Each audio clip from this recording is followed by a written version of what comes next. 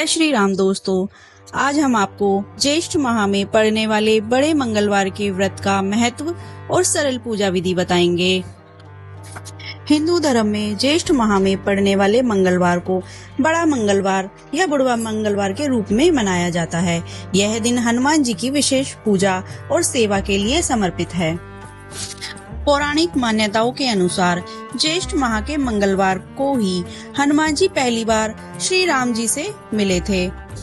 ज्येष्ठ माह की भीषण गर्मी में हनुमान जी की पूजा करना, उन्हें जल अर्पित करना और लोगों को ठंडा पानी या शरबत पिलाना शीतलता और शक्ति का जल अर्पित करना और लोगों को ठंडा पानी या शरबत पिलाना शीतलता और शक्ति का प्रतीक माना जाता है।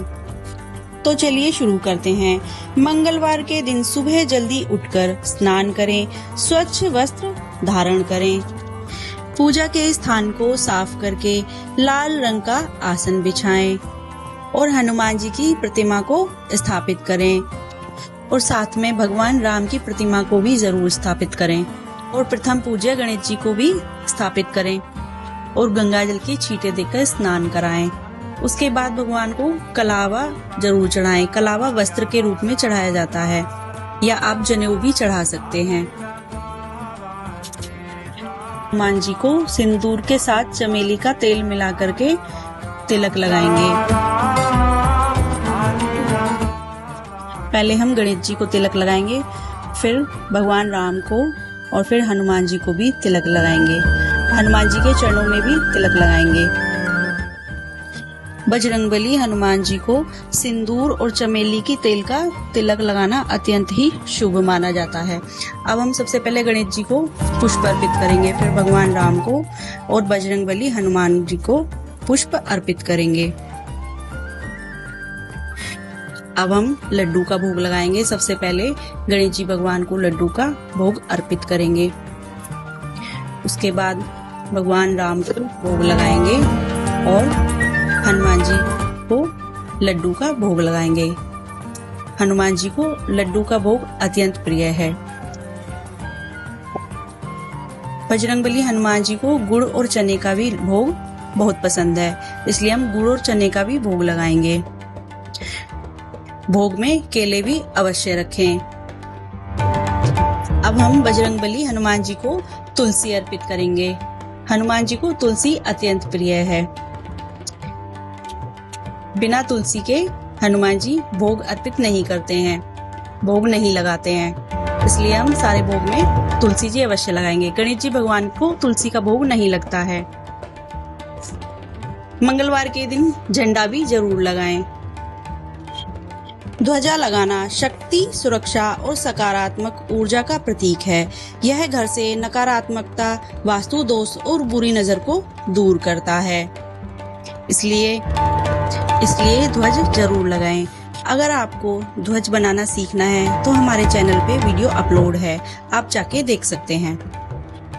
बड़े मंगलवार के दिन हनुमान चालीसा, बजरंग बाण या फिर सुंदरकांड का पाठ अवश्य करें या फिर राम नाम का जाप जरूर करें।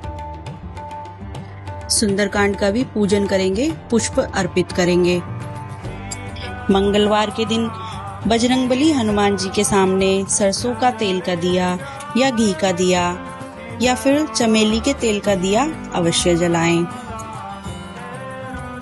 बड़े मंगलवार के दिन व्रत करना बहुत ही पुण्यदायी माना जाता है, इसलिए व्रत अवश्य करें। बजरंगबली हनुमान जी को दक्षिणा अवश्य चढ़ाएं। दक्षिणा चढ़ाने से पूजा में जो कमियां हैं वो दूर हो जाती हैं। सुंदरकांड को भी हम दक्षिणा चढ़ाएंगे और हाथ जोड़कर क्षमा याचना करेंगे। उसके बाद हनुमान चालीसा का पाठ करेंगे। बड़े मंगलवार पर हनुमान जी की पूजा करने से मंगल दोष, शनि दोष, रोग, भय और नकारात्मक ऊर्जा दूर होती है। यह व्रत जीवन के सभी कष्टों को दूर करता है और मन को शांति प्रदान करता है। अब हम घंटी बजाकर आरती करेंगे।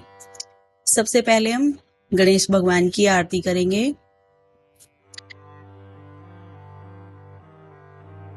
उसके बाद श्री रामचंद्र भगवान की आरती करेंगे और उसके बाद बजरंगबली हनुमान जी की भी आरती करेंगे। बड़े प्रेम भाव से दोनों हाथों को जोड़कर आरती करें और क्षमा याचना करें और हाथ में जल लेकर 2 बार चौकी पर वार दें। तो इस तरह से हम बड़े मंगलवार का व्रत और पूजन विधि कर सकते हैं। इस दिन जरूरतमंदों को गुड़, चना, बूंदी के लड्डू और भोजन का दान करने से सुख समृद्धि की प्राप्ति होती है। पूजा में रखे प्रसाद को घर के सभी सदस्यों में बांट दें और दक्षिणा को किसी कुंवारे लड़के को दें।